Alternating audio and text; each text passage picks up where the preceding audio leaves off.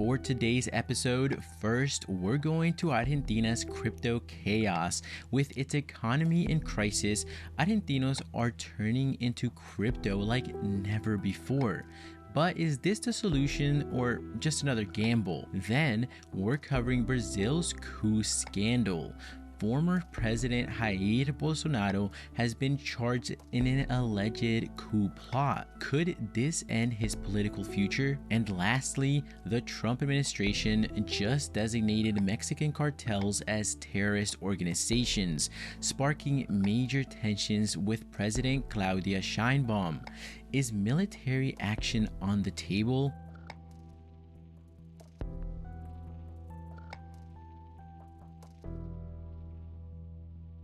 For our first story, we're diving into a wild story out of Argentina that's got everyone talking.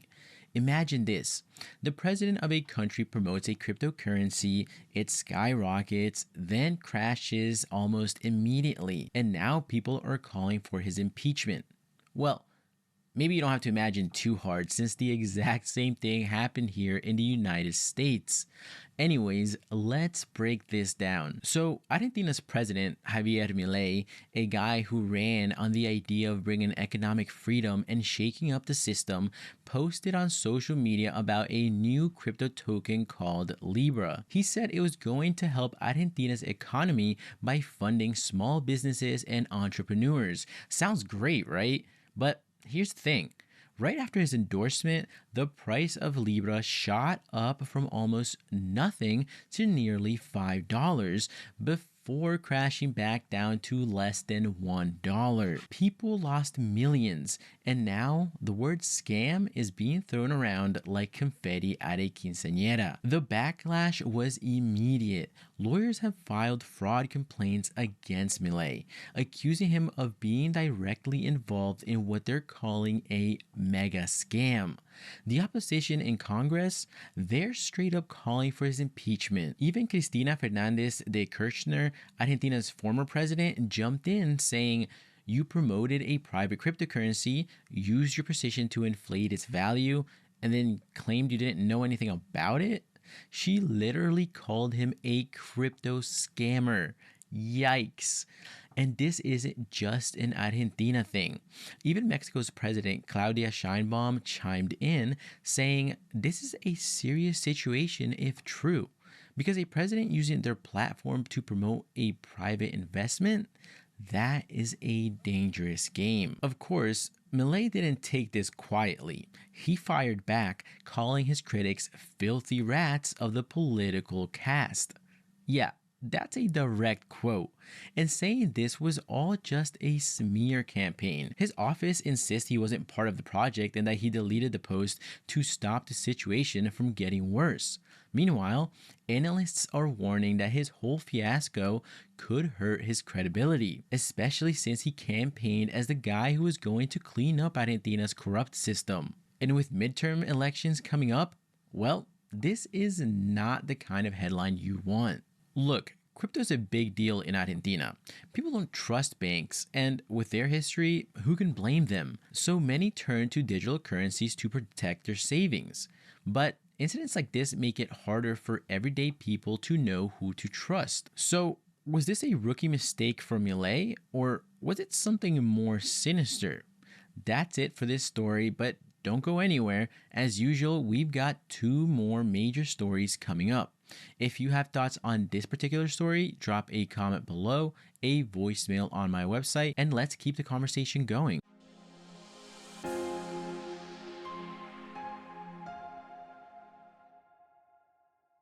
For our second story, mi gente, imagine this. You lose an election, and instead of moving on, you allegedly try to overthrow the government. Sounds like a political thriller, right? Well, this is real life in Brazil. Former President Jair Bolsonaro has just been officially charged with leading a coup plot to stay in power after losing the 2022 election.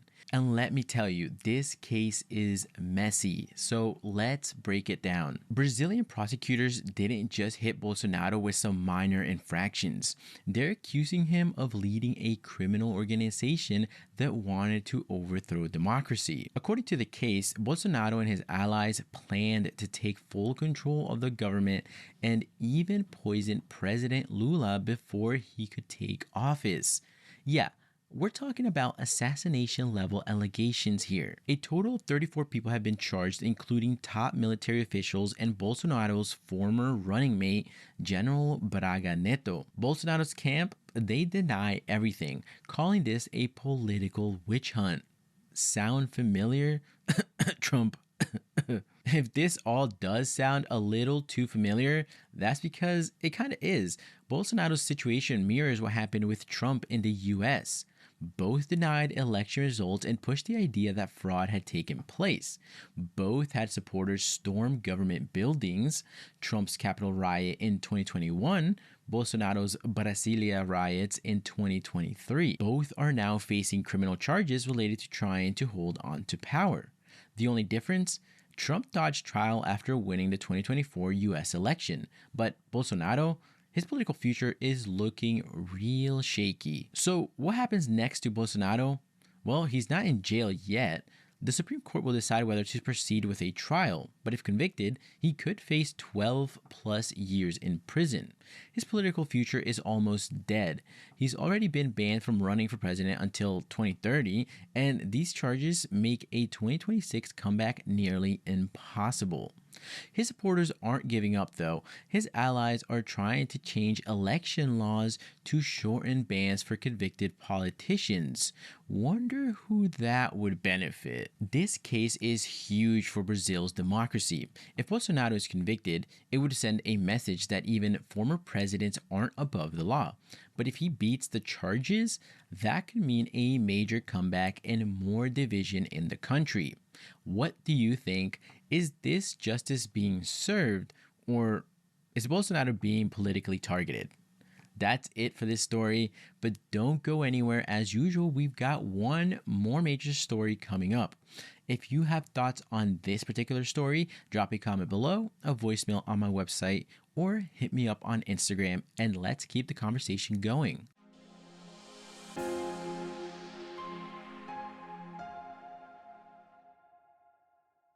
For our third and final story, familia, things are heating up between the US and Mexico again. The Trump administration has just officially labeled Mexican drug cartels as terrorist organizations. And Mexico's President Claudia Sheinbaum, she's not having it. She's warning the US against military action, saying Mexico will never allow an invasion of its sovereignty. But here's the wild part. Elon Musk is out here on social media talking about drone strikes on cartels. Yes, that Elon Musk. Could this designation open the door to U.S. military action in Mexico? Let's break it down. So what just happened? Trump signed an executive order on his first day back in office classifying 8 Mexican cartels, including the infamous Sinaloa and Jalisco New Generation cartels, as terrorist groups. Why does this matter? Because this expands U.S. military options, potentially treating cartels like ISIS or Al-Qaeda. Sheinbaum responded immediately, saying Mexico will never accept U.S. intervention. But here's the kicker. Elon Musk chimed in, saying the terrorist designation means cartels could now be targeted by drone strikes. Bro, is he running foreign policy now? Military experts say actual bombing or sending US troops is unlikely, but this is Trump we're talking about, so nothing is 100% off the table. Back in 2022, Trump's own former defense secretary, Mark Esper, said Trump floated the idea of firing missiles into Mexico to take out cartels. Yes, missiles. The fact that this was once a fringe idea, but now openly discussed, that's a huge shift. But Sheinbaum isn't just pushing back on the US. She's flipping the script. She's expanding Mexico's lawsuit against U.S. gun manufacturers, accusing them of selling weapons to the cartels and complicity with terrorism.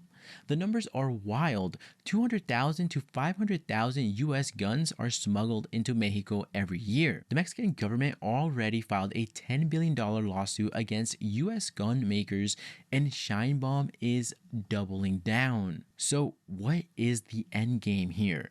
Will Trump actually try to launch strikes on Mexican soil? Will Sheinbaum's legal push against U.S. gun manufacturers gain traction? And will this escalate into a full-blown diplomatic crisis between the US and Mexico? One thing's for sure, this story isn't going away.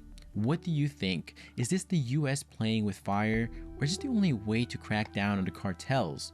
If you have thoughts on this story, drop a comment below, a voicemail on my website, or hit me up on Instagram, and let's keep the conversation going. And that's a wrap up on today's deep dive into this week's biggest immigration stories. Don't forget to subscribe to the Leo podcast for more updates, and as always, mi gente, thank you for tuning in, and a special thanks to our Patreon supporters for making this show possible. If you learned something new from this episode, please don't forget to follow, rate, and share the podcast. I'm Kevin Munoz. I'll catch you in the next episode, and as always, mi gente, stay informed and stay empowered.